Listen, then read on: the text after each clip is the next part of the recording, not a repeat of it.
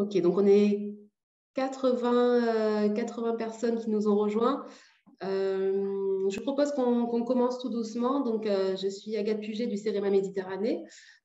Et aujourd'hui, c'est moi qui vais animer ce deuxième webinaire qui s'inscrit dans une série de 4 webinaires sur la désimperméabilisation des cours d'école. Ils ont été co-conçus et sont co-organisés par plusieurs partenaires. Il y a donc l'ARB, l'OFB, l'Agence de l'eau, l'ADEME, la région Sud et le CEREMA. Le choix des sujets de ces 4 webinaires a été pensé en fait pour commencer à réfléchir aux questions les plus larges pour aller vers les questions les plus précises. Donc la semaine dernière, nous avons démarré par un premier webinaire sur pourquoi se lancer dans un projet de désimperméabilisation et de renaturation. Et pour ceux qui le souhaitent, donc les diapositives et la vidéo de ce webinaire est à retrouver sur le site des partenaires. Et donc aujourd'hui, nous allons aborder de manière plus opérationnelle le comment se lancer dans ce projet, quelle démarche effectuer, comment rassembler les parties prenantes, comment les mettre autour de la table et les mettre en mouvement. Et jusqu'à la fin, en fait, comment accompagner le projet jusqu'à sa réalisation. On aura pour information un webinaire, donc un 3e webinaire la semaine prochaine, où là, on rentrera sur les questions plus techniques d'ingénierie de projet. Donc, ce sera jeudi prochain à 13 h. Et un dernier webinaire le 7 juillet, où là, on abordera les questions de quels matériaux et quels végétaux choisir. Voilà, donc pour revenir au programme d'aujourd'hui, on aura 5 intervenantes, c'est très féminin aujourd'hui. Donc 5 intervenantes que nous avons le plaisir d'accueillir. On commencera par Marie-Caroline Vallon de la région Sud avec sa casquette Nature for City Life, qui sera accompagnée de leur prestataire sur le projet, donc de Patricia André du cabinet Sense, qui ont accompagné plusieurs écoles dans le cadre du projet justement Nature for City Life. Elles vont donc vous parler de la méthode à mettre en place pour accompagner un projet de A à Z, donc pour le suivre en fait de sa conception jusqu'à sa livraison. Puis nous illustrerons la méthode développée avec 3 retours d'expérience. Juste avant de laisser la parole aux premières intervenantes, je voulais vous préciser qu'il y aura un temps de questions-réponses à plusieurs reprises dans le webinaire et que vous pouvez poser vos questions dans le chat. Donc, est-ce qu'un replay sera disponible? Oui, en effet, un replay sera disponible. Le replay et les diapositives qui seront disponibles sur le site des partenaires. Voilà, donc je remercie par avance toutes les intervenantes et laisse la parole à Marie-Caroline et à Patricia pour commencer.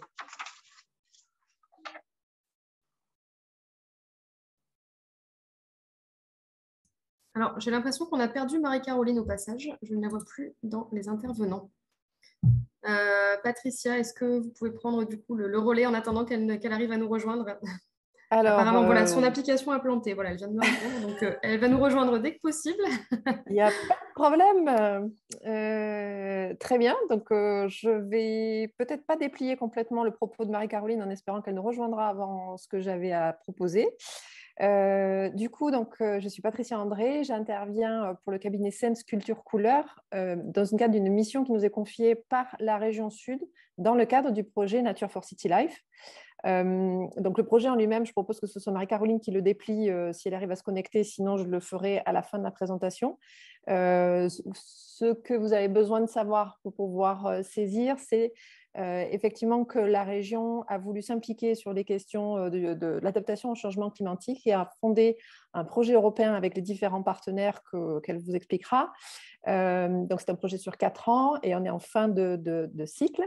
Et dans cet ensemble de projets, il y a l'animation d'ateliers soit à destination des élus et techniciens, soit à destination des citoyens, pour pouvoir accompagner des collectivités qui ont des projets de réaménagement urbain dans lesquels ils veulent voir éclore plus de nature en ville, puisque l'enjeu, c'est d'utiliser la nature comme élément d'adaptation au changement climatique dans les projets urbains sur les territoires des 3 métropoles de la région Sud. Voilà, pour faire le cadre. Du coup, Marie-Caroline vous expliquera mieux les participants du projet et les objectifs du projet et leurs actions de manière plus spécifique. Et si vous en êtes d'accord, moi, je vais aller directement sur la restitution de ce qu'on a pu faire sur la thématique de la végétalisation des cours d'école. Ça vous va comme ça? Je déplie, du coup. Alors, du coup, je vais passer les diapos, mais il faudrait me dire où je dois m'arrêter. On est bien. C'est bon? Là, ça va être très bien. Il n'y a pas de Ok, souci. alors, et dites-moi quand je dois passer à la diapo suivante. Ok, Voilà, ça marche. je pilote. Ça marche. Du coup, dans le cadre de ce projet Nature for City Life, la ville de Marseille a sollicité la région Sud pour pouvoir l'accompagner dans des projets de végétalisation. Il y avait déjà eu aussi une expérimentation, enfin une première démarche avec Nice. Et donc là, on va être un peu plus sur ce qu'on a fait sur Marseille, mais qui fait sens aussi, en fait. Donc, c'est vraiment sur les deux. Et l'idée, c'est que il y a une sollicitation de la ville avec une volonté de pouvoir végétaliser ces cours d'école et une volonté aussi de le faire avec les parties prenantes. Ça, je crois que ça va être quelque chose de fondateur de l'ensemble des propos. L'idée, c'est que la proposition, c'était de pouvoir accompagner les usagers au sens large de cette cour d'école à pouvoir construire et voir venir la cour d'école souhaitée le plus possible. Et pour nous, l'enjeu, enfin, en tout cas, ces ateliers avaient un objectif à la fois pédagogique, de pouvoir transmettre aussi les enjeux d'une végétalisation et d'une désimperméabilisation de cours d'école avec quel impact sur le changement climatique et quel impact, par exemple, du retour de l'eau dans le sol, si je fais très court. Mais c'était l'endroit de... ces projets-là au sein d'une école, c'est aussi un moyen de remettre les enfants avec la nature et en contact direct. Et du coup, cet aspect pédagogique était vraiment important. Un deuxième enjeu, c'était la participation. C'était de pouvoir s'assurer de la participation de l'ensemble des usagers, ou on peut appeler ça des parties prenantes. Et là, en l'occurrence, on a été, j'allais dire, vigilant, mais même... c'est un point clé de s'associer avec la plus large part des usagers, à la fois ceux auxquels on peut penser directement, mais qui ce n'est pas évident forcément, c'est les élèves. C'est vraiment chouette de pouvoir recueillir leur parole et elle est très précieuse. Avec les élèves, il y a les parents d'élèves. On a travaillé aussi avec du coup, le personnel enseignant et les directeurs d'école ou directrices d'école qui ont un rôle clé dans le processus. On a travaillé aussi avec les personnels non enseignants, les personnels municipaux. Donc là, en l'occurrence, les Tatas sur Marseille, ça peut être aussi les concierges, qui sont des personnes clés aussi dans la vie de la cour, en fait. Donc ça, c'est très précieux. Mais les usagers, c'est aussi les usagers de la cour, c'est aussi ceux qui vont la faire, la concevoir. Donc on a fait tout ce travail-là avec les services travaux et aménagement de la ville de Marseille, avec leur bureau d'études techniques, là pour le coup, des études de sol notamment, etc., qui étaient présents sur les ateliers et qui ont pu entendre et enrichir les éléments avec le côté pédagogique. Et au niveau des services de la ville, on a cherché aussi à s'associer avec les services espaces verts, parce que c'est vraiment important de pouvoir associer dès le démarrage ceux qui vont avoir la gestion de l'outil après. Donc ça a été un point intéressant. Et puis s'associer aussi avec les services de l'inspection académique. Ça peut être aussi intéressant. En fait, c'est d'avoir une approche la plus large possible de tous ceux qui vont avoir à intervenir à un moment donné dans la cour, soit au quotidien, soit dans la gestion, soit dans la construction pour le coup. Mais ça, c'était vraiment une posture importante. Ça, je l'ai déplié directement parce que c'est un peu l'enjeu. Les objectifs, c'était aussi de pouvoir essaimer, puisqu'en fait, on a fait le même processus, là, si je prends l'exemple de la ville de Marseille, on a fait un même processus qu'on a déroulé dans le même timing sur 2 cours d'école, avec l'objectif de pouvoir modéliser et tirer des enseignements de cette approche-là, et de pouvoir faire école, justement, sur les projets qui vont venir, parce que la ville de Marseille a pour intention de désimperméabiliser un grand nombre de cours d'école derrière. Donc, c'était vraiment l'idée de pouvoir capitaliser sur un processus qu'on avait vécu sur 2 écoles de manière pilote, en fait, et pour pouvoir le dupliquer ensuite sur les autres écoles. Un point, effectivement, qui est précisé ici, la deuxième partie, c'est un travail à construire dans le temps. C'était important pour nous de pouvoir mettre la question du temps dans le projet, à savoir que ça s'anticipe avant les travaux et de manière suffisamment en amont. Et il y a vraiment des temps de préparation qui sont importants en amont, mais que ça ne s'arrête pas une fois les travaux lancés et que vraiment la partie suivie et même un atelier après, on va le voir, a vraiment de l'intérêt pour que l'aménagement dure. Ça, c'était vraiment une des focales. L'objectif, c'était, oui, de végétaliser, mais vraiment pour une partie, pour un aménagement qui soit le plus adapté possible aux usages et donc le plus durable. Ça, c'était vraiment important pour nous. Voilà, je vous propose de passer à la diapo d'après si ça vous va. J'imaginer qu'Agnès est avec Marie-Caroline au téléphone qui essaye de se connecter. Par exemple, un déroulé, on a pu faire des processus en fonction des formats entre Nice ou Marseille, entre 2 et 4, 5 ateliers pour pouvoir accompagner les processus. L'idée était à chaque fois de démarrer. Alors, un prérequis, le choix a été fait de toujours être dans la salle, dans la cour de l'école, pour pouvoir être au plus près et au plus en lien avec l'existant. Ça, c'était intéressant pour nous de pouvoir être avec eux. Donc, on a démarré sur des ateliers vraiment sur l'univers des possibles, avec des visites des cours, évidemment, quelque chose d'itinérant, et puis du recueil des paroles de ce que les usagers, donc que ce soit, encore une fois, les enfants, les parents d'élèves, les enseignants, etc., avaient envie de vivre. C'était vraiment dans un espace très ouvert de « Ok, là, on mettra le cadre après, on va y venir, mais si on est dans un champ très ouvert, qu'est-ce qui est envisageable, de quoi vous auriez envie, avec des thèmes transversaux. Si la course est un espace de jeu, ça pourrait être quoi? Le jeu avec la nature, ça pourrait être quoi? Si la course est un espace pour apprendre, ça peut être quoi? Donc, il y a des espaces qui ont été finalement aménagés comme des classes à l'extérieur. Si la course est un outil pour plus de fraîcheur, puisque c'est aussi un des enjeux, ça veut dire quoi et comment on l'anime? Voilà. Donc ça, c'était le premier atelier vraiment dans quelque chose de très ouvert.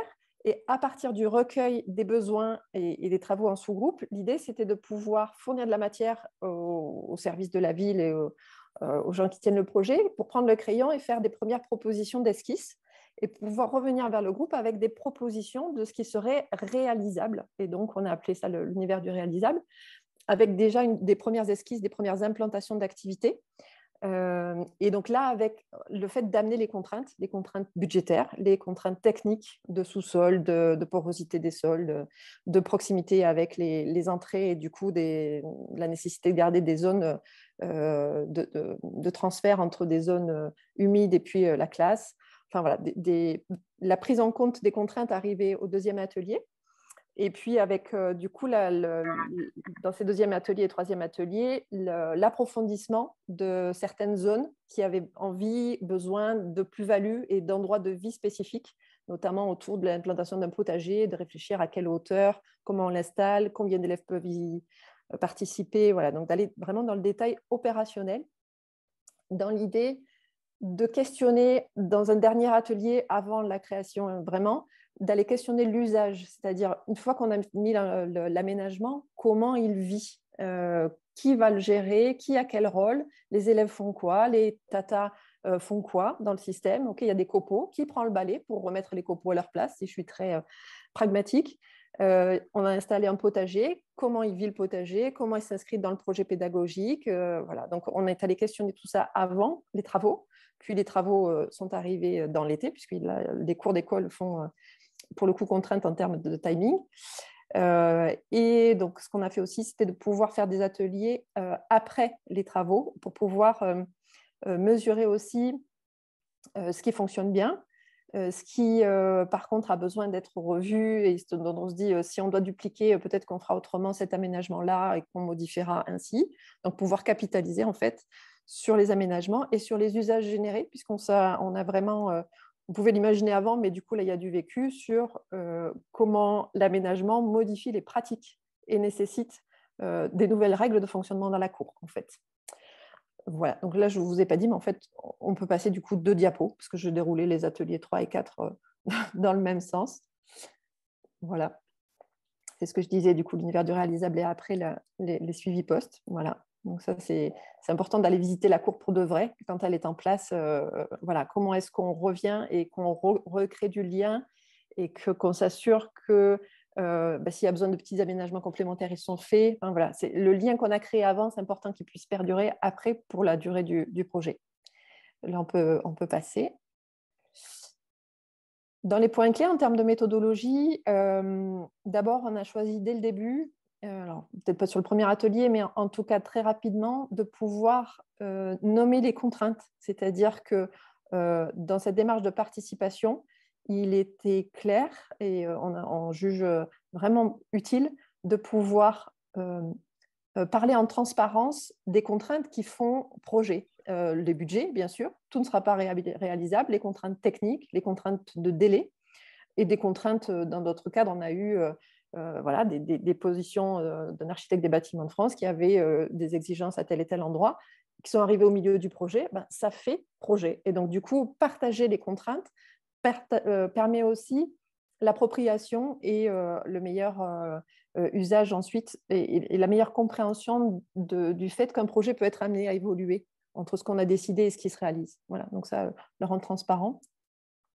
La question des séances après travaux, ça je vous en ai un petit peu parlé, mais c'est vraiment hyper stratégique de pouvoir continuer ce lien qu'on a créé avant, de pouvoir le faire perdurer après l'implantation, parce que de fait, ça fait un peu comme ça dans l'usage, en fait, quand la cour arrive. Il y a un côté où on est très content et en même temps, voilà, il y a un côté où ça vient un petit peu percuter les habitudes et que ça a besoin d'être vécu et accompagné aussi à cet endroit-là. On peut changer de slide si vous voulez bien. L'élément clé dans le système, évidemment, pour pouvoir récolter la parole, une fois qu'on met les acteurs autour de la table, et je les ai cités au début, donc je ne vais pas revenir là-dessus, mais c'est une fois qu'on met cette diversité en grand cercle, on le fait aussi en petits groupes, c'est-à-dire qu'il y a des temps de travail évidemment différenciés dans une même séance où parfois on est en grand groupe et parfois on est en petit groupe. On recrée bien cette diversité au sein des petits groupes pour pouvoir retrouver cette diversité dans les propos. Et on a eu un choix aussi de reconnaître l'expertise d'usage au même titre que l'expertise technique. Dans nos cultures, l'expertise technique a une valeur, une fois qu'elle est posée, elle est validée, elle n'est pas remise en cause. Mais là, avec ces processus-là, on cherche à reconnaître l'expertise d'usage. L'enfant qui est dans la cour connaît la cour et sa parole a beaucoup de poids pour pouvoir aménager au plus juste. Elle n'a pas plus de poids qu'eux, mais elle n'a pas moins de poids qu'eux. Et donc, l'idée, c'est vraiment de pouvoir reconnaître l'expertise d'usage, y compris de la tata qui surveille la cour tous les après-midi, dans toutes les tranches périscolaires et tout ça. Et vraiment, c'est hyper précieux de pouvoir reconnaître leurs paroles et qu'ils puissent avoir l'espace de poser leurs paroles et que ce soit pris en compte dans le projet. Ça a pu être vécu, si je vous fais un retour d'expérience très concret, en positif et aussi en contrainte, avec des choses qui ont été dites et prises en compte et d'autres moins visibles qu'on n'a pas forcément pris en compte. Et voilà, dans le suivi, on se dit, OK, bon, ben, on tombe là-dessus, mais je vous l'avais dit. Et OK. Donc, et là, on peut aussi entendre et accepter que, OK, on n'avait pas tout entendu et qu'il y a besoin de réajuster là-dessus. Mais l'expertise d'usage amène vraiment de la plus-value dans le projet. La pédagogie, je vous l'ai dit, je pense que je suis en train de croquer le temps de Marie-Caroline, donc je vais... La pédagogie, je voulais vraiment partager aussi. L'idée, c'est de se mettre avec un vocable et une posture adaptés à tous les acteurs qui sont là et peut-être parfois de sortir de nos habitudes de jargon ou d'expertise ou de rapidité de parole, de prise de décision, parce que là, on est avec des citoyens, quel que soit leur âge, qui ont une parole à porter. Et donc, c'est précieux de voir comment on peut la capter et la capitaliser. Je vous propose du coup de switcher à la prochaine diapo. Et du coup, donc la participation, ça c'est ce que je vous ai dit, l'idée de s'adapter et d'aller chercher la parole de chacun, c'est aussi au niveau des écoles maternelles, puisqu'on a travaillé sur des écoles primaires et maternelles. Voilà, l'idée, c'est qu'on a aussi sollicité des élèves, par exemple, de l'école élémentaire qui étaient à l'école maternelle auparavant et qui, du coup, ont pu restituer ce qu'ils avaient vécu, eux, à l'école maternelle. Mais ça, c'était assez rigolo de faire ça, parce qu'ils se sentaient très grands et, en fait, c'était précieux ce qu'ils ont pu nous dire. La transparence, ça, c'est important au niveau de la communication de l'information, c'est-à-dire qu'on travaille avec un groupe d'acteurs, avec des élèves qui ont été choisis ou qui se sont positionnés, avec des enseignants qui ont été moteurs. Mais l'idée, c'est de diffuser dans l'école au fur et à mesure pour que le projet il puisse être compris et entendu avant que les travaux arrivent. Et du coup, avant chaque, là je peux faire un petit point là-dessus, avant chaque atelier, l'idée c'est qu'il y avait vraiment du travail préparatoire et des réunions préparatoires avant chaque atelier, avec le cercle de pilotage, mais qu'il y avait aussi avant chaque atelier un travail de l'ensemble des classes sur où est-ce qu'on en est. Quand on était sur l'univers des possibles, les enfants ont dessiné ce qu'ils pouvaient imaginer, et du coup en atelier, on a ressorti les dessins. Les plus grands ont posé des mots pour définir des usages. Et l'idée, c'était, voilà, à chaque fois qu'il y avait des ateliers, c'était de pouvoir mettre au travail l'ensemble de l'école pour cheminer ensemble et du coup faire des restitutions, c'est-à-dire que tous les comptes rendus étaient diffusés et en libre accès pour que les uns et les autres vraiment aient le maximum d'informations sur le processus pour pouvoir grandir avec le projet, si je le dis comme ça. Et sur la question de la participation et de la transparence, ce qui était posé aussi, c'était qu'on était dans une volonté politique, au sens de, là en l'occurrence, la ville de Marseille ou la ville de Nice, d'aller entendre la parole des citoyens et des usagers, en expliquant qu'on était dans une posture de participation citoyenne, que leur parole allait être prise en compte au même titre que d'autres contraintes, et que du coup, peut-être que tout ce qu'ils diraient ne serait pas entendu, et que ça faisait partie du processus, et qu'à la fin, c'était un projet co-construit qui allait se mettre en place, mais que tout ne serait pas forcément réalisé comme c'était dessiné là. Donc voilà, l'idée, c'était de pouvoir aussi cheminer et apprendre à décider et à lâcher sur les prises de décision aussi.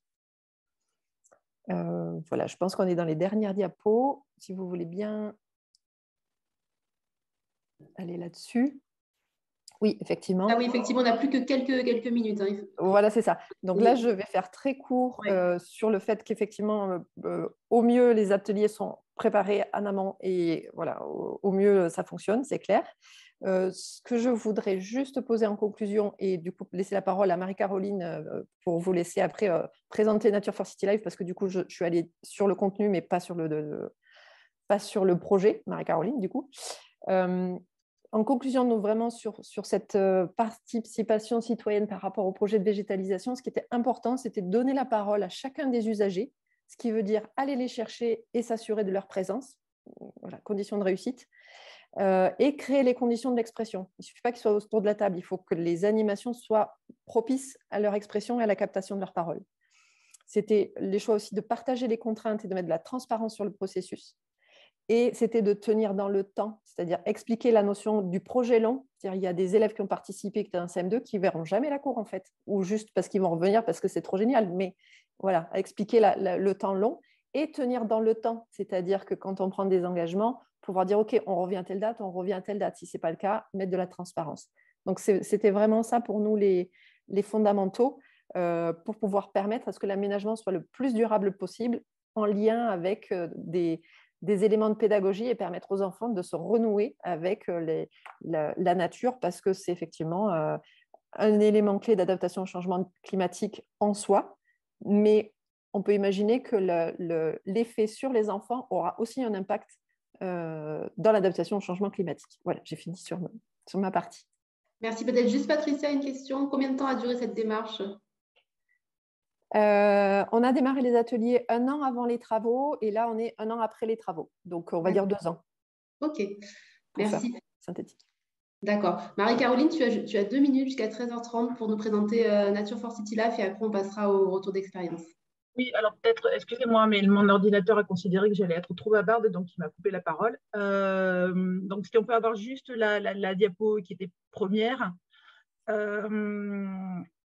qui rappelait, voilà, celle-là qui rappelait juste finalement le cadre dans lequel on avait mis en place cet accompagnement, cette méthodologie. On est dans le cadre d'un projet européen qui s'appelle Nature for City Life et dont l'idée, en fin de compte, c'est de permettre le déploiement de nouvelles solutions basées sur la nature. Voilà, comment on fait nature en ville dans une logique d'adaptation au changement climatique, et c'était d'informer, sensibiliser les acteurs de la ville, qu'ils soient élus, techniciens, mais aussi les citoyens. Donc, on a déployé une offre de formation assez large. Voilà, je vous laisse aller voir sur le site internet, puisque certaines sont encore en activité. Puis on a fait aussi fiches retour d'expérience, de fiches méthodologiques. Et il y avait notamment cette action finalement d'atelier de mobilisation citoyenne. Et c'est vrai que quand il y a eu finalement l'appel à projet de l'Agence de l'eau, qui a été facteur déclencheur, on a aussi pas mal de collectivités qui se sont retournées vers nous pour voilà, tester cet accompagnement. Alors, on l'a fait sur Nice, hein, sur l'école Marcel Pagnol, où là, on avait travaillé sur un temps encore plus long que celui sur lequel on avait travaillé sur la ville de Marseille, puisqu'on a fait 4 séances, donc du mois d'octobre jusqu'au mois, je dirais, de mars, avec des travaux qui étaient également sont toujours la même période. Hein. Globalement, quand on intervient sur des écoles, c'est à partir, je dirais, du 4 juillet jusqu'au 31 août et un temps de plantation qui se fait à l'automne. Et voilà, et du coup, on a testé cette méthodologie. Voilà, je fais mon placement de produit, elle est disponible sur le site, mais on vous la mettra aussi en ressources. On était vraiment aussi dans une ambition d'écouter la parole de tous, notamment des enfants. Et c'est ce qu'a bien expliqué Patricia, c'est que finalement, les premiers usagers de la cour d'école, ce sont eux, et ils ont aussi des demandes auxquelles finalement on ne s'attend pas, qui étaient notamment des demandes finalement d'avoir des lieux de coin calme, des lieux finalement où ils pouvaient être tranquilles et non pas être dans une cour comme nous on peut l'imaginer comme des adultes, qui est un lieu finalement de dépenses physiques et sportives. Mais c'était aussi d'avoir une cour dans laquelle ils pouvaient être, je dirais, dans une position un peu plus voilà, de repos. Et aussi de réexpliquer finalement à toute cette communauté pédagogique des éléments essentiels voilà, du rôle de la nature dans son sens large, le végétal, mais aussi le vivant dans toute sa composante, le végétal, l'animal, les enjeux de l'adaptation au changement climatique. Voilà, un arbre, ça dort la nuit, ça a besoin d'eau. Non, c'est pas aussi. Caroline, voilà, 30 secondes. 2 secondes, oui, voilà, c'était de réexpliquer aussi finalement la faisabilité. La complexité des choses, parce que désimperméabiliser une cour d'école, c'est pas aussi simple que j'imagine. Il y a un certain nombre d'acteurs. Voilà, donc du coup, on a eu des accompagnements qui étaient très riches pour le projet, mais qui ont été aussi très riches, je pense, pour les collectivités et les services qu'on a accompagnés, mais y compris aussi la communauté pédagogique, y compris les parents, qui étaient quand même fortement intéressés. Et c'est vrai qu'on a beaucoup d'a priori quand on se lance dans ce projet, parce qu'on se dit que les gens ils vont penser à plein de choses, mais finalement ils sont très ouverts sur un retour de la nature, notamment dans les cours d'école, avec aussi le volet pédagogique. Voilà, c'est tout. Et puis de toute façon, on a encore 2 webinaires pour en parler. Oui, et puis on aura les questions. Donc à la fin de cette session, on aura plusieurs minutes de questions. Donc vous pourrez poser toutes vos questions, en particulier par rapport à cette première intervention. Merci à vous deux. Je vous propose maintenant de passer aux 3 retours d'expérience qui vont permettre d'illustrer ces différentes étapes. Et à travers ces témoignages aussi, se rendre compte qu'il existe une pluralité d'acteurs pour accompagner une commune dans la conception de son projet, que ce soit des associations, des bureaux d'études, des établissements publics, ou également en interne, en mobilisant des ressources internes. C'est également possible. Donc, je vous propose, je vais juste vous présenter nos 3 intervenantes. On va commencer avec Aude Perron du CEREMA Méditerranée, qui a accompagné le parc naturel du Luberon en tout début de démarche, en particulier à travers un atelier. Nous passerons ensuite à Christine Gandouin du bureau Actua, qui a accompagné la commune des Arcs sur la conception de son projet. Et enfin, Lila Garros du CPIE du Pays d'Aix, qui nous parlera de son action auprès de 4 cours d'école à Aix-en-Provence. Voilà, Aude, je te laisse la parole pour un quart d'heure. Bonjour à tous, donc Aude Perron, je travaille au CEREMA Méditerranée sur les sujets d'urbanisme et de ville durable. Je vais commencer par vous présenter rapidement les missions et actions du CEREMA, notamment sur les cours d'école, puis je centrerai mon propos sur la démarche engagée dans le Luberon avec un focus sur l'atelier animé avec le parc. Et Mariam Mehdi du parc est aujourd'hui présente et pourra compléter mon propos et répondre à vos questions. Donc, le CEREMA est un établissement public au service des acteurs publics de l'aménagement. Il est fortement engagé dans la transition écologique et sur l'adaptation au changement climatique. Il a pour mission d'apporter son appui et son expertise dans le domaine de l'aménagement durable, de capitaliser et diffuser les connaissances et de mener des travaux de recherche et innovation. Et il pourra prochainement travailler en quasi-régie pour les collectivités dès la mise en application de la loi 3DS. Depuis 2019, le CEREMA s'investit sur le sujet des écoles. Agnès, tu peux passer à la diapo suivante? Oui, merci. À travers une offre de services multithématiques qui touche à la renaturation des cours, mais également aux abords de l'école et aux bâtiments, puisque le sujet des écoles est très transversal. Il va traiter des problématiques de désimperméabilisation, nature en ville, des besoins des enfants, mais également des questions de mobilité pour se rendre à l'école, de qualité de l'air, de sécurité et accessibilité, et pour le bâtiment, du confort thermique et des économies d'énergie.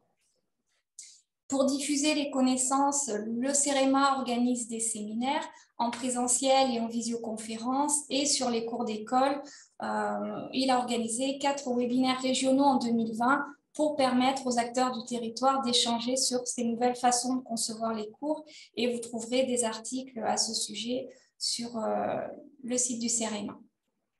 Il réalise aussi des retours d'expérience. Vous trouverez en téléchargement une première fiche que vous voyez donc sur la slide, qui présente la cour d'école de Saint-Cloud.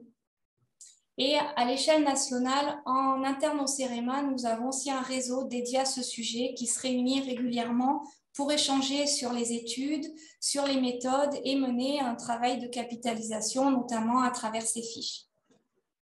Et enfin, le CEREMA réalise des partenariats avec des collectivités pour les accompagner dans leurs projets. Sur les cours d'école, c'est le cas notamment avec la ville de Dunkerque et avec la ville de Sotteville-lès-Rouen. Diapo suivante. Donc, à Sotteville, très rapidement, c'est un partenariat recherche et développement qui a été créé pour initier la renaturation des cours d'école, des abords de l'école, et réfléchir aussi à la connexion entre ces îlots de nature en ville créés et la trame verte et bleue de la ville. Dans cette étude, le CEREMA a réalisé un diagnostic technique, notamment diagnostic bioclimatique, de gestion des eaux pluviales et des usages. Et puis, il y a eu un gros travail de concertation et de participation citoyenne avec des ateliers pour recueillir les attentes des différents acteurs et permettre l'élaboration de principes d'aménagement partagés avec l'ensemble des acteurs. Diapo suivante. Merci. Donc, je vais maintenant passer au retour d'expérience sur le Luberon. Donc, dans le Luberon, la renaturation des cours d'école a été inscrite dans le contrat de transition écologique en 2020. Le parc a engagé toute une période de sensibilisation aux enjeux du changement climatique, de la surchauffe, du ruissellement, à destination des élus, des techniciens, des équipes pédagogiques et des élèves. Puis, il a lancé un appel à projet auprès des communes en proposant de porter une étude de faisabilité mutualisée. 14 communes ont répondu favorablement et le parc a sollicité les subventions de l'Agence de l'eau pour cette étude. Diapo suivante. En parallèle, le parc a sollicité le CEREMA pour un accompagnement ponctuel qui concernait l'organisation d'un atelier participatif, l'apport de retour d'expérience et la relecture du cahier des charges. Suivante. Nous avons travaillé avec le parc à l'organisation de cet atelier. Les objectifs étaient de lancer officiellement le réaménagement des cours, de partager le même niveau d'information et de permettre l'échange malgré un format en visioconférence compte tenu du contexte sanitaire au début de l'année 2021. Donc, nous avons construit un programme d'une durée assez courte de 2h30 à destination des élus, des techniciens et des équipes pédagogiques, et que nous l'avons organisé un mercredi après-midi pour permettre aux enseignants d'y participer. Nous avions prévu différents temps d'échange, des temps dédiés à l'organisation, au retour d'expérience, et puis des temps d'échange sur les projets des communes, avec la possibilité de poser des questions à l'Agence de l'eau qui était présente. Diapo suivante. Alors, le premier temps de cet atelier a été consacré à la définition des cours d'école, de ces cours d'école de demain, avec des précisions sur l'appel à projet de l'Agence de l'eau, ce qui pouvait être subventionné, ce qui ne pouvait pas l'être, puis des illustrations de cours d'école réaménagés qui apportent une réelle réponse aux besoins des enfants. Et nous nous sommes appuyés également sur 2 courtes vidéos du CAUE de Paris qui présentent une cour d'école réaménagée avec le ressenti de la directrice et des enseignements, une seconde vidéo sur les enseignements issus des cours d'école belges. Diapo suivante. Pour le deuxième temps, nous avons demandé aux participants de partager les objectifs de leur projet, des points forts qu'ils y voyaient, mais aussi des questionnements. Et on a renseigné un tableau en direct à la manière d'un paperboard pour garder une forme d'interaction et surtout garder une trace de ce partage. Diapo suivante. Dans un troisième temps, le CEREMA a présenté des retours d'expérience sur le déroulement des projets avec quelques points clés sur la nécessité de recueillir les attentes, la réalisation d'un diagnostic multithématique et d'un diagnostic des usages, la proposition de scénarios co-construits et le rôle important de la concertation dans la réussite des projets et des éléments clés sur la phase de maîtrise d'œuvre, la phase de travaux, puis la gestion et le suivi de ces cours, une fois la cour réaménagée. Diapo suivante. Et enfin, le parc a conclu sur l'organisation envisagée dans la démarche et le planning prévisionnel pour bien cadrer la démarche. Suivante. Mariam, tu voulais dire 2 mots sur les grandes phases de l'opération? Oui, bonjour, bonjour à tous. Donc, Mariam Mehdi, je travaille au Parc du Luberon au service pédagogie, éducation et environnement. Voilà, donc ce que je souhaitais dire effectivement sur cette diapo, c'est qu'on a conçu le projet en 2 phases. Une première phase qui était une phase commune à toutes les communes, justement. Donc, une phase vraiment de concertation sur le projet d'aménagement, concertation partagée avec l'existence de groupes projets et de comités de pilotage.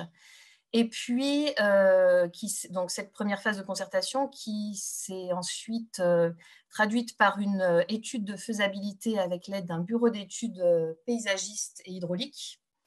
Voilà, donc chaque commune a pu avoir son esquisse d'aménagement. Et puis, dans la deuxième phase, le Parc du Luberon a donc laissé les communes en maîtrise d'ouvrage pour la suite, c'est-à-dire les dossiers de maîtrise d'œuvre et les travaux, sachant que ces 2 phases ont été largement subventionnées par l'Agence de l'eau, donc dans le cadre de son projet Coin de verdure pour la pluie. Voilà, donc vous voyez au niveau des dates, hein, on a commencé en avril 2021, ça c'était vraiment la concertation, mais on a mis 1 an avec le CEREMA à monter, et l'Agence de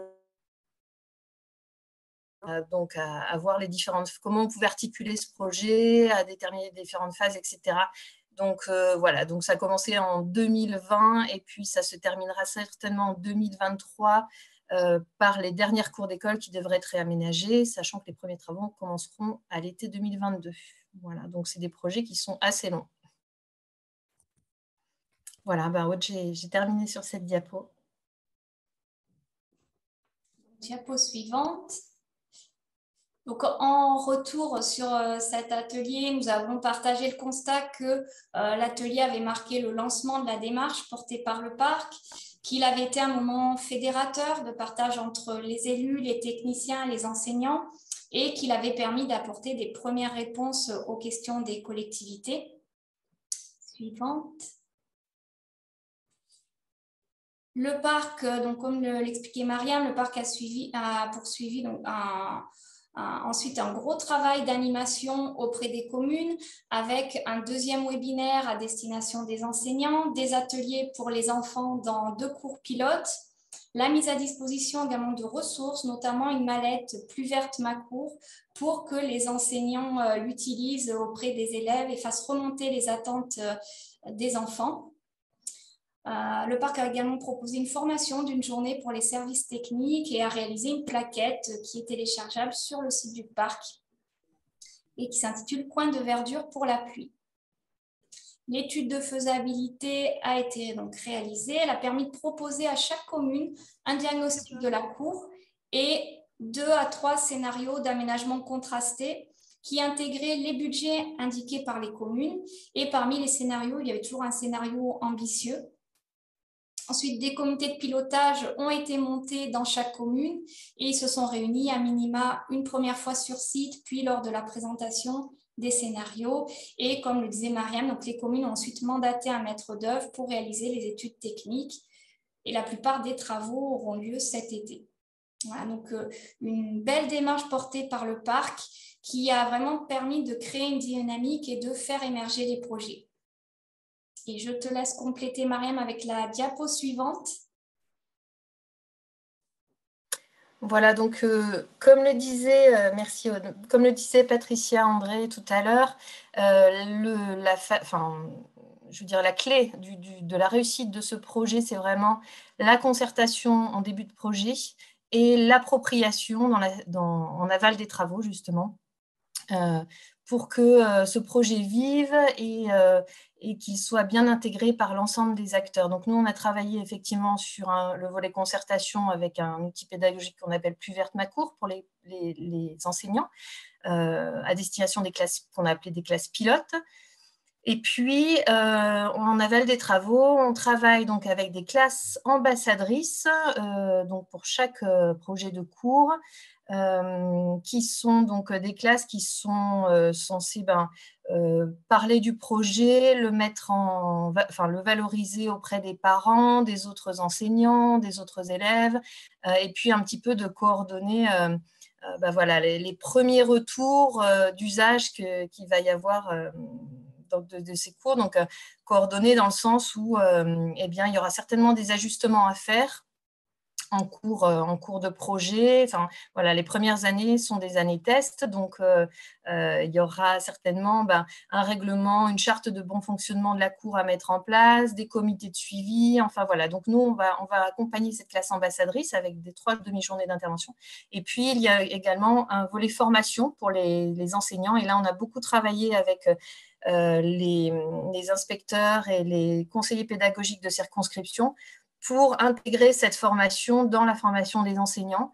Et donc, avec nos partenaires éducatifs, des différentes associations qui travaillent avec le parc aussi, de proposer 2 demi-journées pour travailler sur l'école dehors, les usages récréatifs et les usages scolaires de la cour, les compléments justement, enfin la complémentarité des 2 usages. Et puis, on accompagne le tout d'un kit pédagogique qui s'appelle cette fois-ci « Vivre ma nouvelle cour » ou « Vive ma nouvelle cour », voilà, avec un petit jeu de mots, donc pour justement travailler sur l'appropriation avec, comme on a dit, la charte de bon fonctionnement, un calendrier d'entretien, puisque le but, c'est que l'entretien soit partagé à la fois entre les services techniques, mais aussi avec les équipes éducatives et les élèves. Voilà, pour faire court. Ok, merci beaucoup Aude et Mariam. Il me semble que c'est la fin de la présentation. Oui. Oui, ok. Juste, j'en profite pour une toute petite question avant de passer la parole à l'intervenant suivant. Est-ce que les communes du Luberon ont vraiment participé à la phase de concertation? C'est une question qui nous est posée dans le chat. Mariam, oui. Si tu peux nous donner vraiment en 1 minute. Oui, voilà, en peu de mots, oui, tout à fait. La concertation était à destination des communes aussi. Donc, dans la concertation, il y avait donc les communes, l'équipe pédagogique, les parents d'élèves, les élèves. Et donc, c'est pour ça qu'on a monté des groupes projets et donc ils se sont réunis à multiples reprises pour arbitrer les suites données au projet. Donc, on a même distribué aux communes un kit de concertation, voilà, qui comprend différents outils. Donc, tous ces kits-là, nous, on les diffuse avec grand plaisir. Voilà. Pour ceux qui seraient intéressés, il faut me contacter. Merci beaucoup. Donc, merci Mariam et Aude. Et je passe maintenant la parole donc, à Christine de Actua. Bonjour. Donc, je vais vous présenter en fait la façon dont j'accompagne différentes communes. Les éléments que je vais vous présenter en fait sont issus de mes retours d'expérience avec l'accompagnement, comme vous l'aviez signalé tout à l'heure, d'une cour d'école élémentaire aux Arcs, mais aussi de 3 cours sur Draguignan et une école maternelle tout récemment sur Cagnes-sur-Mer. Donc, on va vous présenter un petit peu toutes les étapes sur la façon dont je procède pour accompagner en fait ces projets-là et créer en fait un projet. C'est pas du tout 4 fois la même cour qui sort, hein, mais c'est vraiment des projets sur mesure en fonction de ce qu'on rencontre en local et du projet de l'école. Voilà. C'est bon pour la suite. Il y a quatre grands temps sur lesquels je vais insister aujourd'hui. Donc, il y a des choses qui vont être un petit peu en redite. Mais forcément, pour démarrer en fait un projet et pouvoir le définir comme vraiment sur mesure et adapté, je démarre vraiment par un temps d'observation. Donc, observer un peu caché, voir les différents usages de la cour pendant la récré, l'entrée dans l'école, voir les passages par lesquels, les passages préférés, les passages préférentiels, les usages dans les cours dans la cour, le temps de ballon, le temps, les temps autour des tables, les usages. Ensuite, c'est questionner les différents acteurs, donc questionner ensuite au cours de ces temps de récréation, aller discuter avec les professeurs d'école qui sont là, discuter avec les équipes du temps du midi qui font autre chose dans la cour. Ensuite, discuter, faire des ateliers spécifiques avec la mairie, service technique, service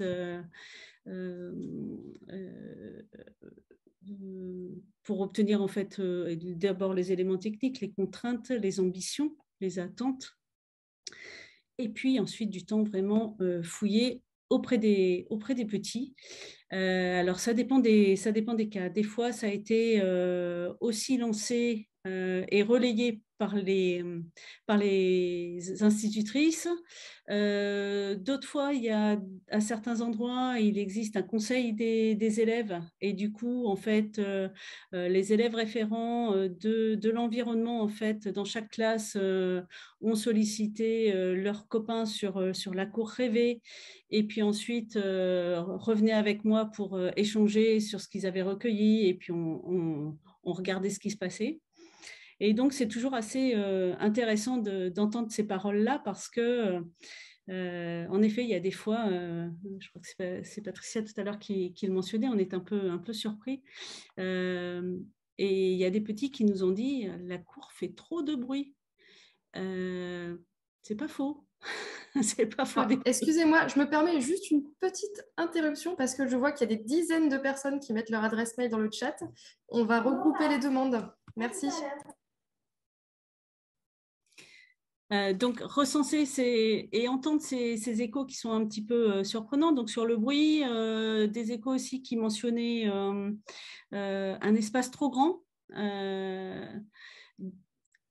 Ensuite, il y a des envies quand on leur fait dessiner leur vie rêvée dans la cour, voir des fleurs, voir des fruits, retrouver cette nature. Et souvent, on a aussi grimpé, voire avoir une piscine. Bon, là, évidemment, ça va un petit peu trop loin. Mais voilà, on essaye de collecter toutes ces infos-là parce que ça donne des ambitions clés et des objectifs qu'il va falloir chercher à faciliter. Le deuxième temps, On peut passer la slide. Suite à ça, en fait, quand je suis dans les ateliers, l'idée, en fait, c'est de faire exprimer ses besoins et ses contraintes. Donc, de façon assez visuelle, ici, on voit qu'on note sur le vert plutôt les besoins, sur du rose-rouge, vraiment les contraintes. Et ce que j'aime beaucoup, c'est ce bleu, c'est cherry on the cake, c'est le rêve. Qu'est-ce qui nous ferait rêver en fait de disposer dans la classe.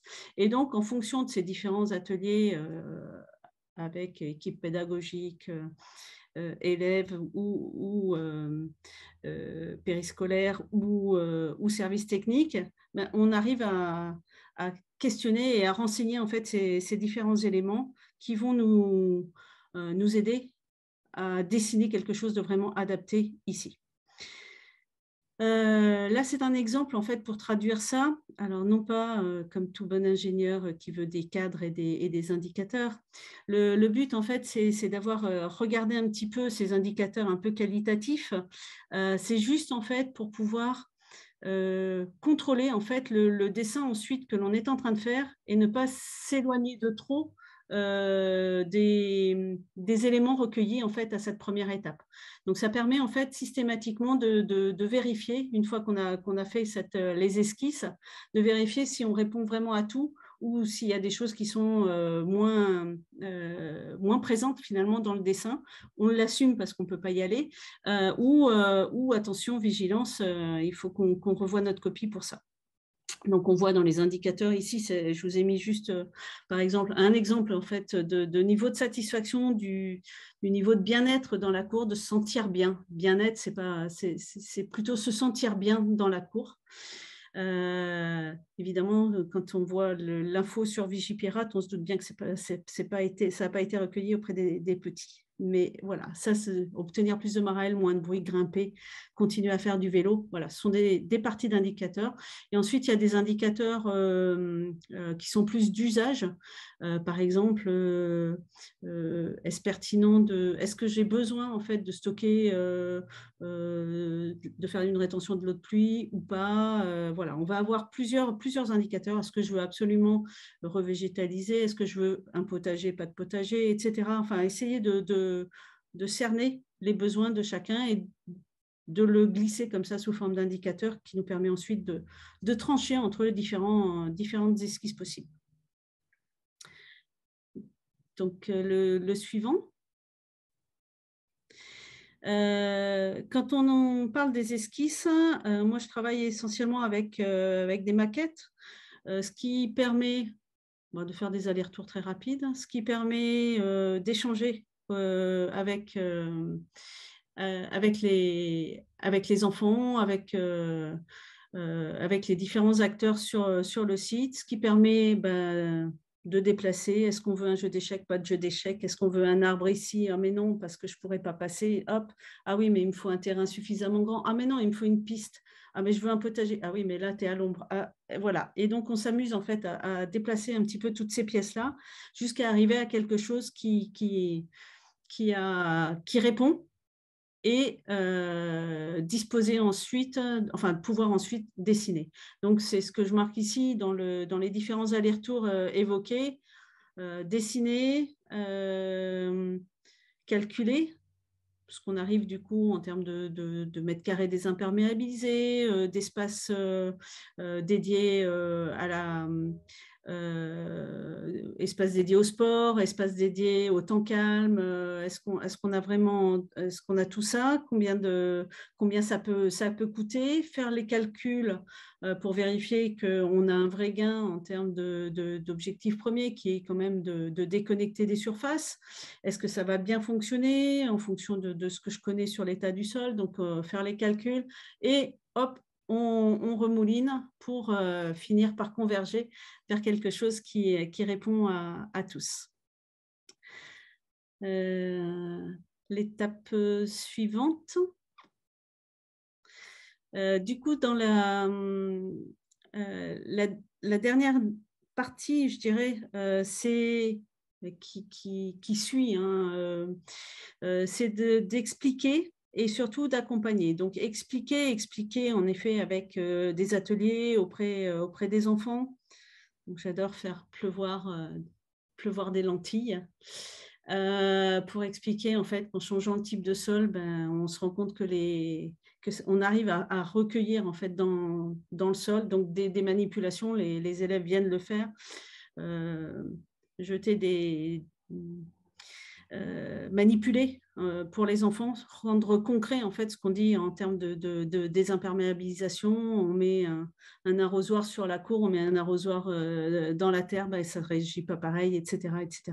Donc pourquoi on enlève son imperméable à la cour? Donc tout ce temps en fait qui est intéressant. Alors ça dépend ensuite à quel âge, maternel, élémentaire, auquel on s'adresse. Élémentaire, on peut travailler plus sur le risque inondation et expliquer, chercher vraiment le type de sol, les faire participer pour trouver des solutions à ça. En général, c'est augmenter les tuyaux qui arrivent en premier. Donc, il faut retravailler pour faire passer d'autres messages. Ensuite, donc ça, c'est pourquoi, faire passer vraiment ce pourquoi on fait ça. Le deuxième élément en fait, d'accompagnement, c'est expliquer comment on va faire. À quoi ça va ressembler en finale. Donc, pas toujours avec des photos, sauf sur des choses très, très précises, plutôt avec du dessin, parce qu'après une photo, les gens se fixent en fait sur ça et ce n'est pas forcément ce que j'utilise le plus. Là, ce sont des exemples parce sur le dernier projet, là, sur l'école Renoir, je ne sais pas s'il y a quelqu'un de Cagnes-sur-Mer en fait qui est connecté ou pas, mais sur l'école Renoir, en fait, ça c'est un travail qui a été mené avec une maîtrise par le service espace vert, et du coup, en fait, ça permet de vraiment mettre en lumière et on se rend compte que l'ambition portée sur le volet végétalisation est forcément plus important que sur d'autres où c'est plutôt l'espace pédagogique qui est important. Sur d'autres espaces, bonjour Emmanuel. Sur d'autres sites, ça va être le côté jardin. Le projet de l'école, c'est le jardin. Donc, on va travailler beaucoup plus sur le potager, sur des solutions avec des plantes aromatiques qui vont être installées. Voilà, travailler sur le côté fleuri, sur d'autres. Voilà. À chaque fois, selon le projet de l'école, on tire sur un curseur ou sur un autre. Ce n'est pas du tout les mêmes écoles à la fin. Expliquer aussi, c'est informer les voisins, les parents de ce qui va être fait dans la cour, à quelle échéance, pourquoi on fait ça, en quoi ça va consister, quel est le gain. Donc là aussi, les supports peuvent être multiples. Ça peut être un simple panneau, ça peut être des banderoles, ça peut être des brochures. Enfin, il peut y avoir plein de supports selon ce qu'on veut cibler, selon l'ambition aussi de la collectivité. Et expliquer aussi, c'est expliquer qu'on va avoir un nouveau comportement de la cour. C'est-à-dire qu'autrefois, elle avait, par exemple, des caniveaux et que tout allait dans le tuyau le plus vite possible, que l'eau disparaissait au mieux, faisait des flaques au pire. Et que maintenant qu'on va travailler sur cette cour, on va refaire un sol, on va ne pas planter tout de suite. Tout le monde l'a dit, on est quand même conscient, et du coup, les travaux de végétalisation viennent plutôt sur la Toussaint. Ça veut dire qu'entre les deux, on a un petit peu ce qu'on a à l'écran. Et donc, quand l'orage survient, le sol, il n'est pas drainé par les racines, par l'herbe, il n'est pas encore vraiment complètement structuré. Et donc, on peut se retrouver avec des choses de ce calibre-là. Donc, expliquer pourquoi, pour le moment, on a ça, mais qu'on est en démarche vertueuse pour arriver à autre chose. Expliquer la patience, parce que cette eau, maintenant, on fait en sorte qu'elle soit visible et on fait en sorte qu'on en soit conscient, on fait en sorte qu'elle soit présente, qu'elle reste, et donc qu'on est en train de la ralentir. La ralentir, ça veut dire qu'on va la voir plus. Donc, il faut expliquer tout ça et accompagner. Et puis, en effet, le côté suivi, moi, je reviens, je regarde, voilà, et on est content de voir des nouveaux usages, une cour qui prend de nouvelles couleurs et que les enfants se plaisent et que l'équipe pédagogique équipe pédagogique ou périscolaire, hein, que tout le monde prend plaisir à être dans cette cour, encore en devenir, parce qu'on voit bien que l'arbre est encore un petit peu petit, mais qu'il va grandir pour apporter toute son ombre et c'est bien fait. Merci beaucoup, Christine, pour votre témoignage. Encore une fois, on aura un petit moment à la fin du webinaire pour que vous puissiez poser vos questions. Avant de passer à notre dernière intervenante, je voulais juste repréciser qu'effectivement, les PowerPoint et vidéos des webinaires seront disponibles en particulier sur le site de l'ARB, rubrique « Retour sur nos événements ». Et qu'il y aura également les ressources dont a parlé Mariam et les différents liens cliquables qui ont été présentés dans les diapositives. Voilà, donc on va terminer avec l'intervention de Lila du CPIE d'Aix-en-Provence. Lila, je vous laisse la parole. Merci beaucoup. Bonjour à toutes et à tous. Donc, je suis Lila Garros, chargée de projet développement durable au sein du CPIE du Pays d'Aix. Donc, le CPIE, nous, en tout cas, on est une association qui travaillons dans le développement durable et la protection de l'environnement sur plein de projets liés à cela. Et aujourd'hui, je suis là du coup pour vous présenter l'accompagnement qu'on a réalisé auprès de la ville d'Aix-en-Provence sur 4 cours d'école. Donc, ces 4 cours d'école ont été Donc, il y a eu 2 groupes scolaires qui ont été pilotes dans cette expérimentation de désimperméabilisation, car la ville d'Aix-en-Provence a pour ambition de végétaliser l'ensemble de ses cours en fonction du coup des degrés de végétalisation et d'ombrage de ces cours-là. Donc, ces 4 cours d'école avaient voilà, des choses importantes à faire au niveau du sol et des végétaux à implanter. Donc, on va pouvoir passer à la diapositive suivante. Donc, comme vous pouvez le voir à l'écran, je crois que la déco a un peu sauté au niveau de la mise en page, mais ce n'est pas grave. Donc, ce projet-là a duré quelques mois. Donc, sur la totalité, ça a duré 1 an, le temps des travaux, etc. Mais nous, le CPIE, on est intervenu sur un temps plus restreint. Au niveau des subventions, ça a été essentiellement dans le cadre de Coins de Verdure pour la pluie que l'Agence de l'eau nous a subventionné. On est également en convention de partenariat avec la ville d'Aix-en-Provence depuis plusieurs années, également sur d'autres projets. Il y a aussi l'ARS qui nous a subventionné, notamment au niveau des animations. Et donc, ce projet, il a été divisé en 3 grandes étapes, si on enlève l'étape bilan des actions avec nos financeurs, justement. La première grande étape, ça a été le diagnostic des usages. Donc, ce diagnostic des usages, l'intérêt, ça a été justement de relever tous les usages de tous les acteurs de ces cours d'école, donc les enfants, mais aussi les adultes. Cette étape a duré 2 mois car on avait des contraintes de temps à respecter. Donc, elle s'est déroulée de novembre à décembre sur les 2 groupes scolaires. Donc, ça a été 4 cours d'école, maternelle, élémentaire, maternelle, élémentaire.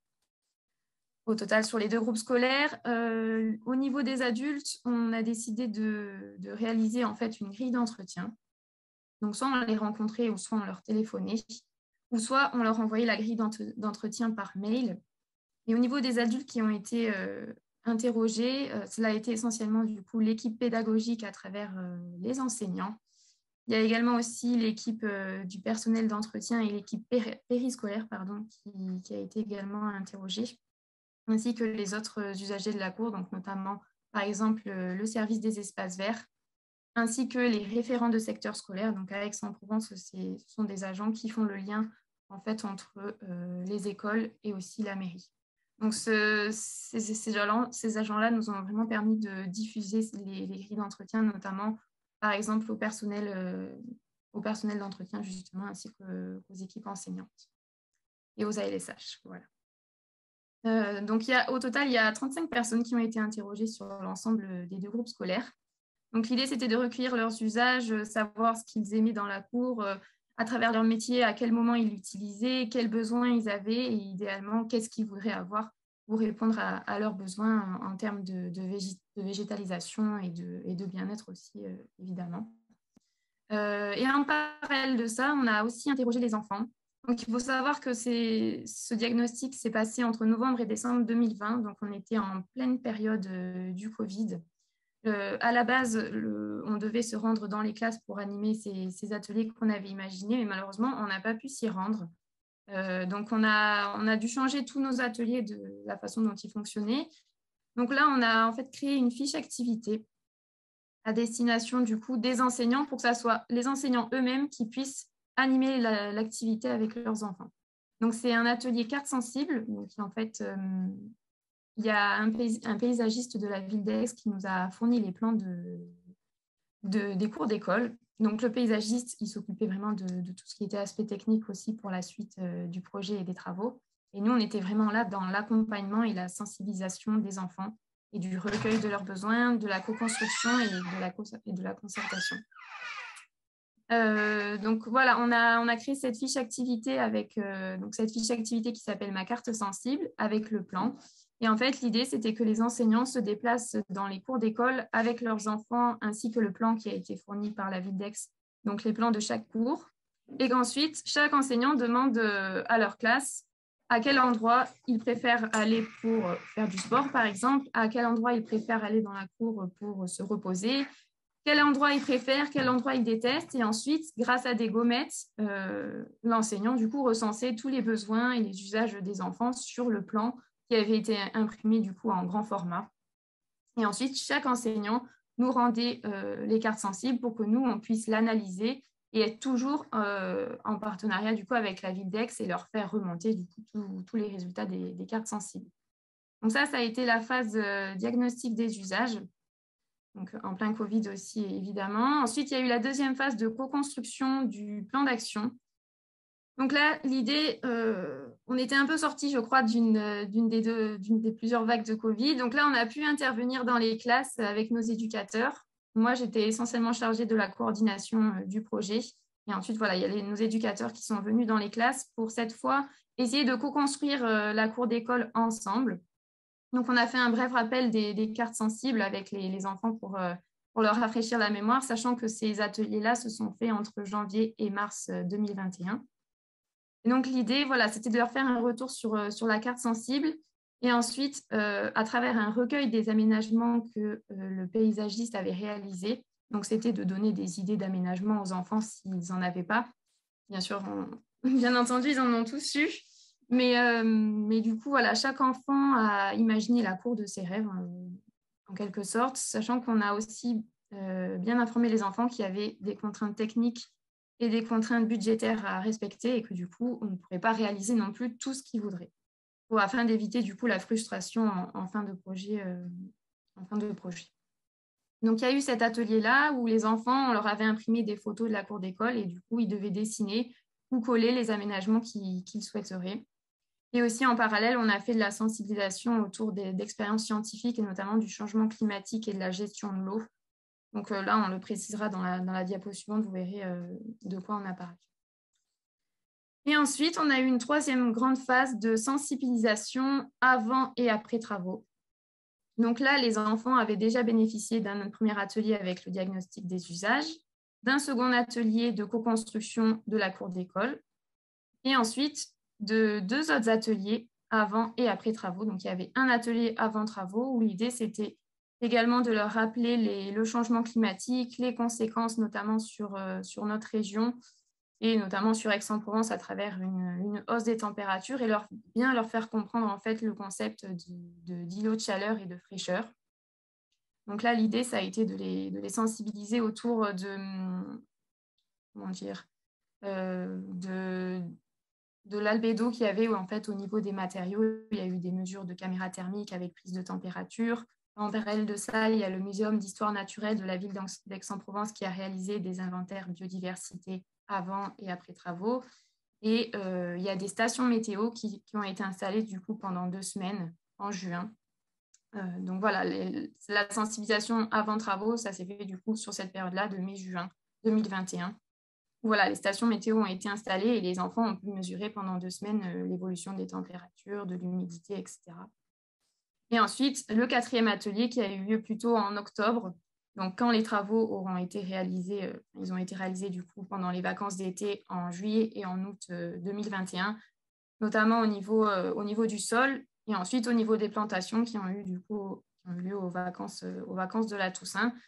Une fois que tous ces travaux ont été réalisés, là, on a fait le 4e atelier de sensibilisation après travaux et d'appropriation du coup des nouveaux aménagements, des nouveaux usages. Donc, les enfants ont eux-mêmes défini leurs propres usages. Les éducateurs les ont sensibilisés par rapport à ça, par rapport au respect des nouvelles haies qui étaient plantées du coup depuis peu, pour justement favoriser la pérennité de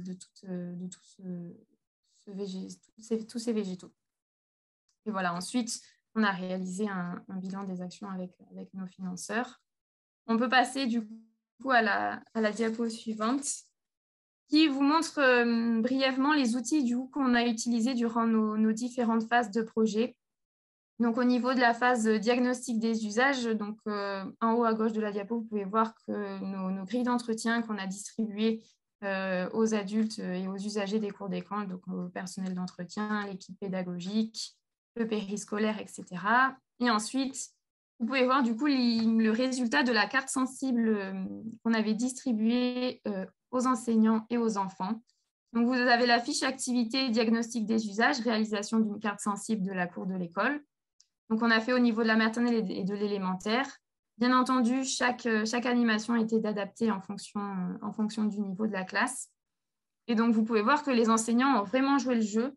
Même si nous, on n'a pas pu se rendre dans la cour d'école pour faire cette animation, les enseignants ont vraiment bien pris en main la fiche activité que leur on avait donnée et on a vraiment eu ce qu'on voulait, même si on n'avait pas pu se déplacer dans la cour d'école. Donc, on peut voir les différentes couleurs en fonction du coup des besoins de chacun, leur endroit préféré en vert, les endroits de détente en bleu, et ensuite les endroits où ils jouent et où ils préfèrent, et aussi les endroits qu'ils détestent en rouge au niveau du plan.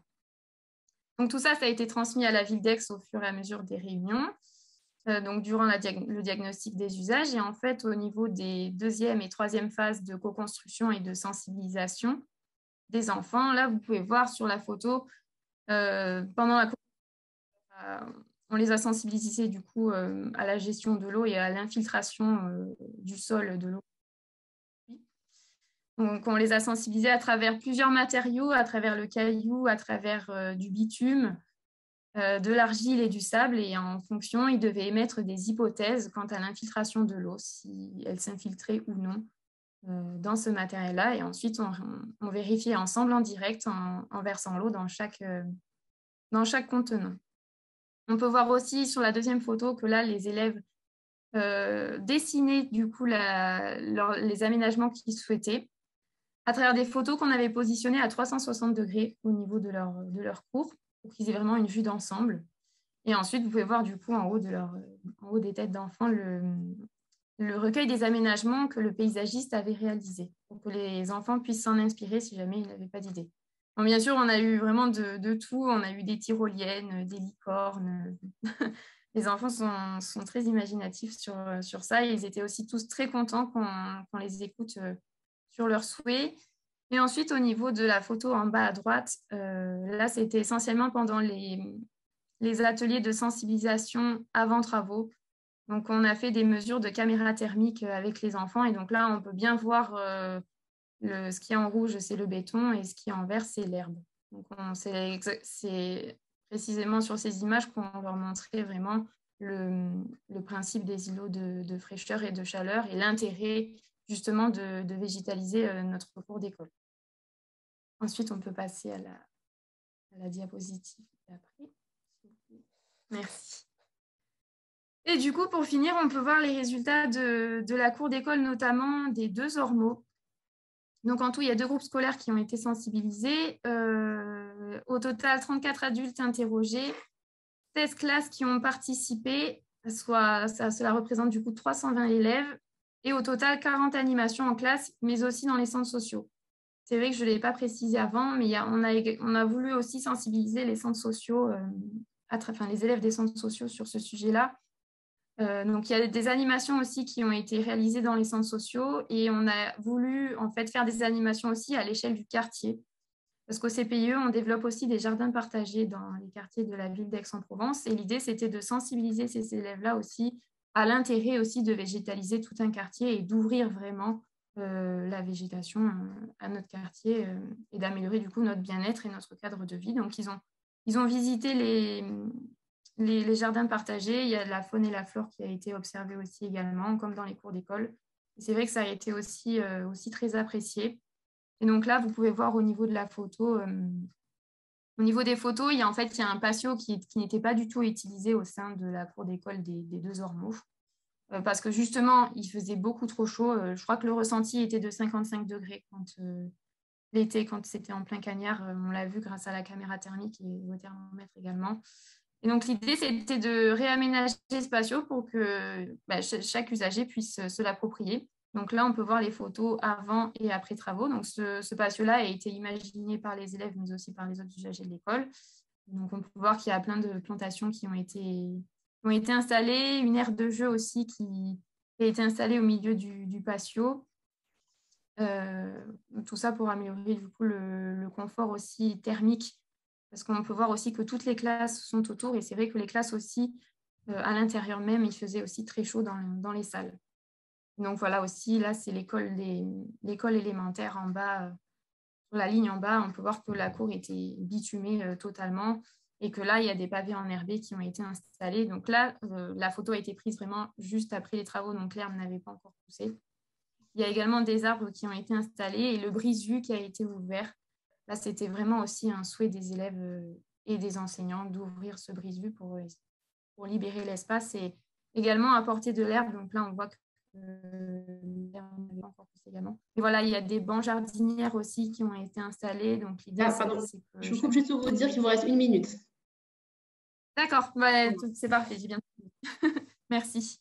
Donc voilà, il y a eu des bancs jardinières qui ont été installés, des brise-vues qui ont été enlevés essentiellement, et ensuite voilà du matériel plutôt des pavés enherbés et aussi un matériel plutôt clair qui a été installé au niveau du sol et perméable pour que l'albédo soit meilleur que si c'était du béton tout foncé.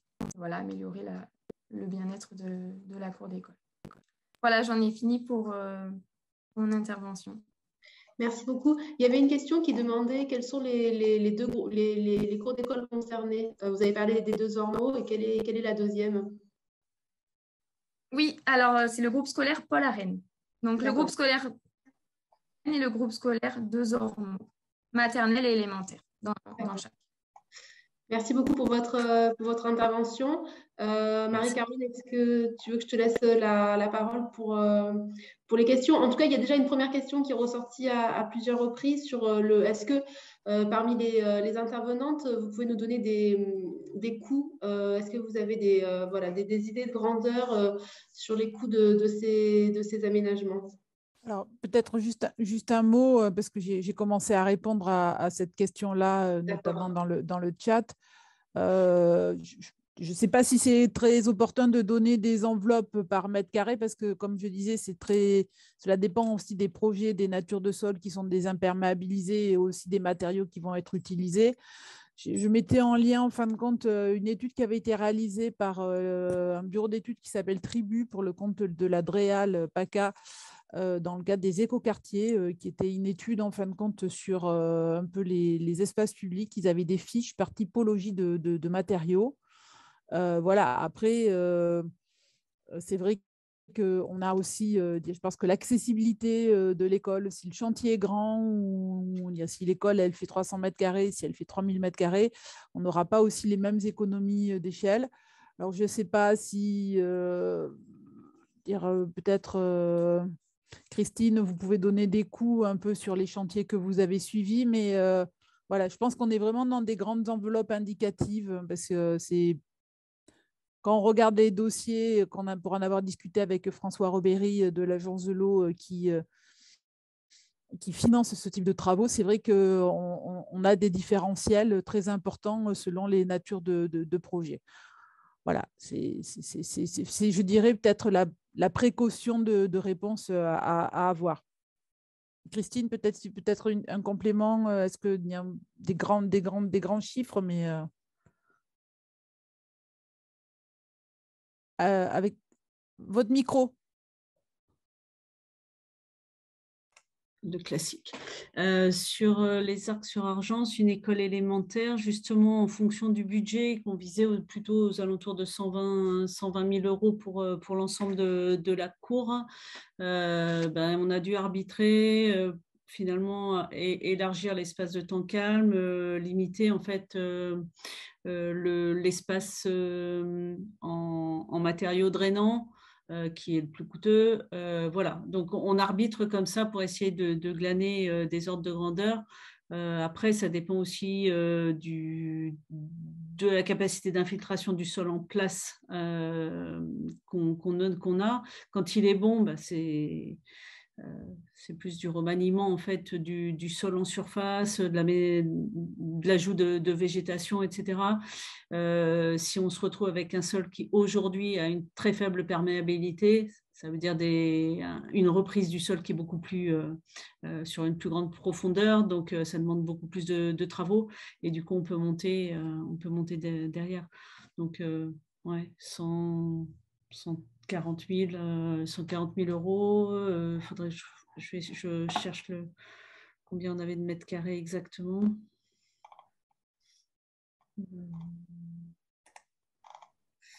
Pendant que Christine cherche le ratio mètre carré, globalement, l'agence de l'eau est partie, elle, sur 100 euros du mètre carré, qui est, je dirais, un coût moyen, je dirais peut-être un peu bas.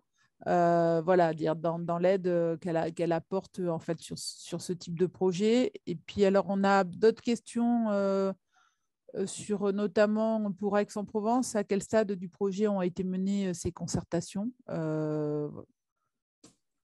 Oui, alors ces concertations-là ont été menées avant qu'on fasse conception, en tout cas, on faisait remonter les usages et les besoins des élèves pendant que la ville, du coup, imaginait le projet en fonction des contraintes techniques et ensuite on ajustait. Et puis, voilà, les besoins et les usages ont vraiment été pris en compte durant ce. Après, il y avait une autre question sur des informations techniques, notamment sur les pourcentages d'imperméabilisation avant et après végétalisation, type de végétaux. Alors, je vais botter en touche en disant que c'est des sujets qui vont être abordés dans le dernier webinaire qui sera organisé le 7 juillet, en fait, où on aura une attention toute particulière à la question quels matériaux utiliser et quels végétaux planter. Voilà, donc je vous invite à être là le 7 juillet avec nous. Marie-Caroline, il y a aussi une question sur, je pense aussi pour le CPI d'Aix, comment gère-t-on les accès PMR? Est-ce que c'est des questions qui ont été posées? Non, on n'a pas eu ces questions-là, mais le patio est accessible aux personnes en fauteuil roulant, handicapées. Là, on ne le voit pas sur la photo, mais elles peuvent passer à l'intérieur des classes. D'accord. Et les escaliers. Ça a été une vigilance et ça a permis de remettre aux normes une des cours, en fait, pour introduire l'accès aux personnes à mobilité réduite. Alors, oui, sur les écoles de Marseille, en fin de compte, ces questions d'accessibilité, elles avaient été gérées parce que comme l'avait montré Perrine Prigent lors du premier webinaire, en fait, une bande de 1 à 2 mètres avait été laissée finalement le long des bâtiments, permettant en fin de compte de faire aussi un accès au sec. Donc voilà, ce qui était aussi un moyen de régler finalement un accès PMR. Je vois qu'il y a une question également sur l'aire de jeu. Je pense que c'est pour... on peut voir également sur la photo que soit les enfants peuvent emprunter l'escalier, soit en fait, la cour a été mise à niveau exprès pour que ça soit droit. Et voilà. Ensuite, il y a du gravier, donc c'est vrai que s'ils sont en fauteuil roulant, c'est un peu compliqué d'aller dans le gravier.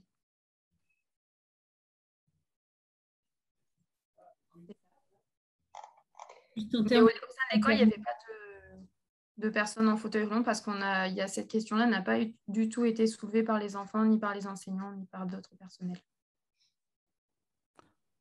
Alors oui, sur le fluents. En fin de compte, les sols fluents ne sont pas installés sur tous les périmètres des écoles.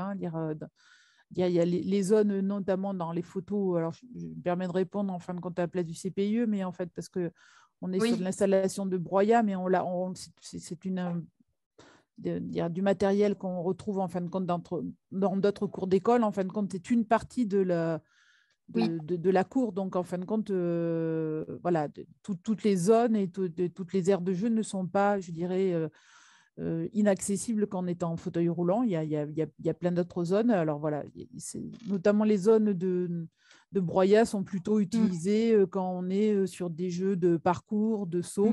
Voilà. Donc, c'est vrai que déjà, ça limite l'utilisation de ces jeux-là. Mais après, il y avait une question sur quand on est à un lycée à Marseille, quel organisme pourrait nous accompagner c'était un peu presque un mot de conclusion de cette séance. C'est que globalement, l'idée qu'on souhaitait vous proposer, je dirais de manière conjointe, c'était de vous montrer le panel des accompagnements qui étaient disponibles, un CPIE, mais on pourrait aussi rajouter un CAUE, une agence d'urbanisme quand les collectivités appartiennent à un territoire couvert par une agence d'urbanisme, un bureau d'études privé. On voit bien Christine qui est dans la mise en œuvre opérationnelle, Patricia qui accompagne la région et qui est elle plutôt sur la partie intelligence collective, facilitation. Voilà comment on peut avoir un panel d'accompagnement des services des parcs. Le CEREMA, voilà, c'est, je dirais, un peu en fonction aussi de la typologie de l'établissement. Et pour un lycée, voilà, vous pouvez peut-être vous retourner vers un bureau privé ou, je ne sais pas, est-ce que le CEREMA accompagnerait des lycées, des lycées c'est des réflexions qu'on a, nous, au sein de la région, en direction de nos lycées, de voir comment aussi on pourrait aussi accompagner les équipes pédagogiques de ceux-ci pour de faire ce type de travaux-là. Juste, voilà, rappeler les points forts de tout ce qui a été dit. C'est vrai qu'on vous a présenté 4 méthodologies différentes, mais qui finalement partagent toutes les mêmes éléments. C'est prendre le temps de l'accompagnement, expliquer les contraintes techniques et financières le plus en amont possible, écouter l'ensemble des parties prenantes et notamment les enfants qu'on a tendance des fois un peu à mettre de côté alors que c'est quand même les premiers utilisateurs de la cour et qui l'utilisent de manière, je dirais, différente que celle on peut l'imaginer. Travailler aussi avec l'ensemble des services de la ville, même ceux qui ne se semblent pas obligatoirement concernés. Je pense peut-être la vie éducative, jeunesse, patrimoine, parce que souvent on est cours d'école, donc c'est perçu comme un extérieur, mais il faut penser que la cour d'école fait corps avec le bâtiment. Si on ne peut pas faire des îlots de fraîcheur, si finalement les classes sont en surchauffe tout le reste, ou des frigos durant l'été. Et aussi travailler avec ces services-là pour prévoir la suite, c'est-à-dire notamment tout ce qui est la gestion et l'entretien pour que les aménagements ils tiennent dans le temps, quoi. Ce qui serait un échec, c'est que finalement, dans 2-3 ans, on revienne sur les aménagements qui ont été faits parce qu'ils sont pas entretenus et que le projet n'est pas porté par l'ensemble de la communauté, à la fois pédagogique, mais aussi technique. Dans les points forts, nous, c'est de proposer, de vous inciter qu'il y ait un atelier qui soit fait après les travaux pour faire le bilan de l'aménagement et notamment pour prévoir des mesures d'ajustement parce qu'il y a toujours des choses à corriger, petites et grandes, mais si on ne traite pas ça, en fin de compte, ça peut aussi provoquer, je dirais, beaucoup d'aigreur, de revendications, voilà. Et puis, envisager une programmation dans le temps, voilà, pour accompagner l'acceptabilité. Et aussi, je dirais vraiment prévoir le temps. C'est-à-dire que chaque fois qu'on fait un atelier, c'est aussi du temps de préparation. Et il faut du coup expliquer ça à la fois aux équipes techniques et aux équipes pédagogiques. On ne peut pas juste arriver dans une cour d'école en disant « Bonjour, on va faire un atelier de désimperméabilisation de la cour d'école » et que ça fonctionne. C'est vraiment un projet qu'il faut aussi inscrire dans une démarche pédagogique. Le projet pédagogique de l'établissement, par exemple, ça permet aussi une meilleure implication de l'ensemble des acteurs. Et puis là, le dernier point, diapo suivante, la suite, c'est jeudi prochain sur l'ingénierie, les typologies d'études. Voilà, là, on va rentrer dans le dur, en fin de compte, dans le technique, type de cahier des charges, comment on monte les marchés, de quoi il faut s'équiper. Et puis, le dernier temps, ce sera sur la question de la conception, donc le choix des matériaux et des végétaux. Et on vous a constitué, comme la fois précédente, une bibliographie qui n'est jamais exhaustive.